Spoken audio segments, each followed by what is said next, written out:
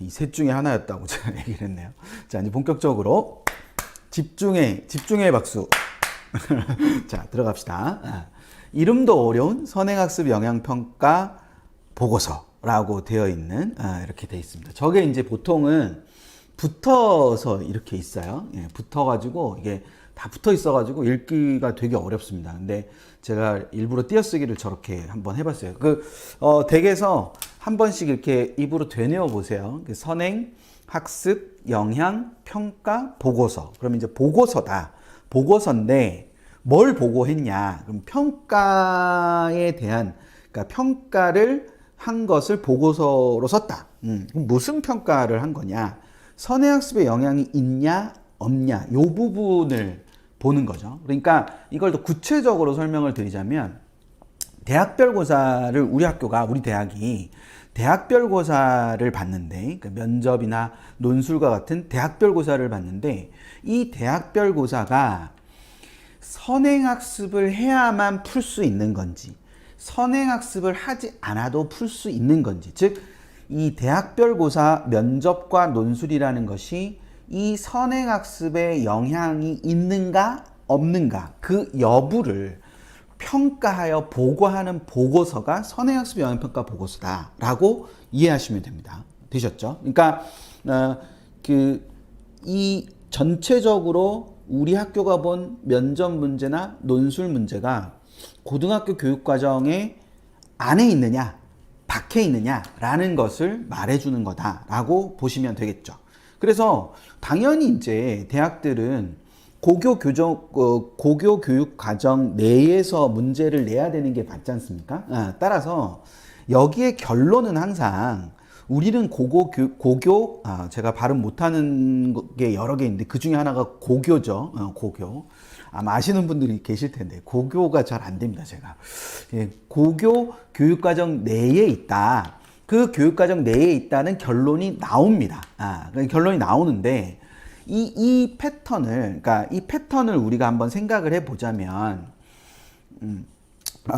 가기 전에. 그래서 이게 이제 전체적으로 그런 거를 표현하는 건데, 그래서 실제로 보고서를 보면은 여기서처럼 우리가 수시, 일반 전형, 학업 우수형 전형에서 세문항을 봤는데, 그 세문항이 사회와 도덕에서, 그리고 국어와 사회 생명과학에서, 사회와 수학과 화학과 생명과학에서, 수학, 물리, 화학, 생명과학에서 나왔다라고 하는 거죠. 그렇게 나왔다라는 그 부분을 가지고 생각을 해보면, 이렇게 교과 내에서 출제를 한 거다라는 걸 강조하는 거라고 볼 수 있어요. 되셨죠? 그래서 선행 학습에 영향이 있는지 없는지를 평가하여 보고서로 냈다라는 의미라고 생각하시면 됩니다. 그럼 선행학습 영향평가 보고서가 왜 이렇게 의미가 있는 거고, 넌 왜 이렇게 집착하냐라고 했을 때, 여기 보면은 이제 이런 것도 있거든요. 요것도 하나 보시면 이렇게 과목이랑 관련 문항 번호 이런 게 있는 거죠. 제가 이 PT 순서를 제가 잠깐 놓쳤네요. 요게 있다는 거를. 그러니까 이 제시문 다의 문항 2는 통합사회에서 배우는 내용이 있어요. 미적분의 내용은 문항 3번과 관련이 있어요. 고등학교 때 이런 걸 배우는데 이런 게 이런 식으로 관계가 있어요 라고 해서 교육과정 근거라고 해가지고 그 교육과정 근거 같은 것도 다 연결이 돼 있는 부분이다 라고 생각을 하시면 될 거예요. 그러면 이제 이거의 의미를 좀 더 넣어가서 생각해 보면 뭐냐, 우리가 그거를 제가 아까 그렇게 말씀드렸잖아요. 대학들이 선행학습 영향평가가 보고서에서 선행학습 영향이 없었다. 선행학습의 영향은 없고 고등학교 교육과정, 고교 교육과정을 충분히 이수하면 다 풀 수 있는 문항이다 라고 말을 하려면, 그렇게 증명을 하려면 우리가 이런 시험을 봤는데 그 시험을 통해서 이런 것들의 능력을 측정하고 싶어 했다. 그래서 그런 능력을 측정하기 위해서 이런 시험을 봤는데 그 시험의 내용은 모두 여기에 다 있어 라는 결론으로 도달해야 된다는 거죠. 논리적인 흐름으로 봤을 때. 그쵸? 논리적인 흐름으로 봤을 때 우리가 이런 시험을 봤는데 이런 능력을 보고 싶어 했어. 근데 이러한 능력은 모두 교과 내용에 다 있는 거야. 그리고 교과 내용에 다 있는 거기 때문에 우리가 낸 문제가 어렵지 않았어. 어려웠다고 말하면 안 돼. 라는 결론에 도달해야 된다는 거죠. 그러려면 그 보고서가 제대로 모양을 갖추려면 무엇보다도 뭐가 나와야 되냐? 바로 이러이러한 시험을 봤다. 이런 문항을 봤다라는 그 기출문제가 나와야 된다라는 게 있습니다. 그렇겠죠. 그러니까 이런 문항을 봤는데 그 문항은 이렇게 되는 거다라는 거, 그 기출문항이 나와야 되는 거고요. 그러고 난 다음에 이런 능력을 보려고 했다. 그러면 출제 의도가 어떠했다라는 걸 명확하게 표기를 해줘야 된다는 거죠. 그리고 그 출제 의도가 교과 관련 내용, 심지어 교과서 어디에 그 내용이 나타나 있다라는 것까지를 충분히 표현해 줘야 하는 것이 선행학습 영역평가 보고서의 가장 핵심적인 부분이라고 할 수 있다라는 겁니다. 되셨죠? 그러니까 우리가 논술 문제 어디 가서 보나요? 뭐 면접 문제 어디 가서 보나요? 여기 다 있다는 거죠. 이 기출 문제 안에 다 들어 있다는 겁니다. 그래서 이 기출 문제, 그러니까 선행학습 영역평가 보고서를 보게 되면 그런 내용들을 가지고 우리가 볼 수 있는 부분이 존재할 거다라는 거, 이제 그거를 생각을 하나 해두시면 되겠죠. 되셨죠?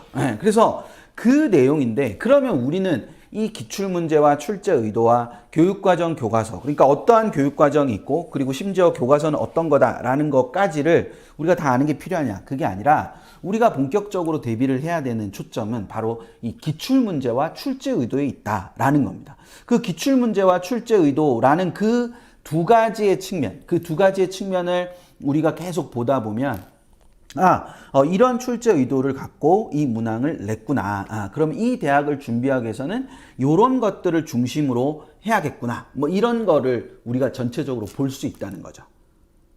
뭔지 되셨죠? 네, 그러니까 깔끔하지 않습니까, 설명? 그러니까 그 기출 문제와 출제 의도를 중심으로 이런 걸 보면 된다. 그러면 선행학습 영역평가 보고서가 어떤 학교는 막 200쪽 되는 학교도 있고, 어떤 학교는 막 70쪽 되는 학교 있고, 어떤 학교는 40쪽 되는 학교가 있고, 이렇게 다양하게 존재하단 말이죠.